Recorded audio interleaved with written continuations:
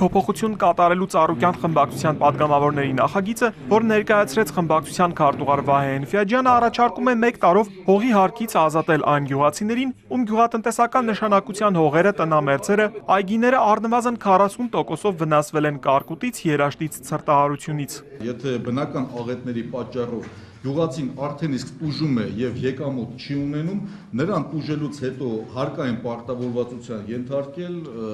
մեղմ ասած անընդունելի է եւ շատերս գիտենք, որ գյուղացիները գյուղական տնտեսություն իրենց վարելու համար որպես կանոն մեծամասնությունը ընտրում է վարկեր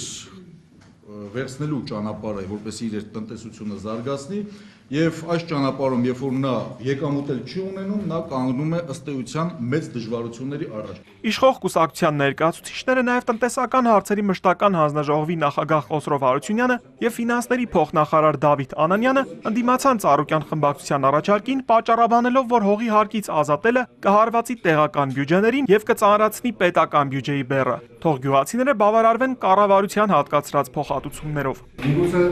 արդած պահանջով, բայց սուղ միջոցների մեր երկրի պետական բյուջեի սուղ միջոցների պայմաններում դա անիրականանալի։ Պարոն Էնֆիաջյան, գիտեք, ասած պատկասումից ձուկ մի տվեք, ձուկ բռնել սովորեցրեք։ Մեր երկրի գյուղացին այդ իրավիճակում աջակցության կարիք ունի։ Եվ աջակցում է կառավարությունը, կոմպենսացնում նրա կորուստները։ Որոշման տեսքով ես առաջարկում եմ, որ այս գործողությունն ու գործընթացը իրականացվի օրենքով, որ որևիցե պաշտոնյա չորոշի մարզպետարանում նստած, թե որ գյուղացին է ավելի կարիքավոր եւ ում ձևով պետք է այդ ամենը իրականացնի։ Հողի հարկից ժամանակավոր ազատումը չի հակադրվում այն օժանդակությանը, որը կառավարությունը պետք է անի։ Դեռևս 2009 թվականին, երբ որ ամբողջ աշխարհում լուրը տարածվեց տնտեսական համաշխարհային ճգնաժամի, այդ ժամանակահատվածում էլ Բարգավաճ Հայաստան կուսակցության նախագահի կողմից էլ հրապարակվեց, որ տնտեսական, երբ որ իրավիճակը վատթարացվում է, տնտեսական մեղմացման քաղաքականություն պետք է վարվի, ոչ թե հակառակ քաղաքականությունը պետք է վարվի։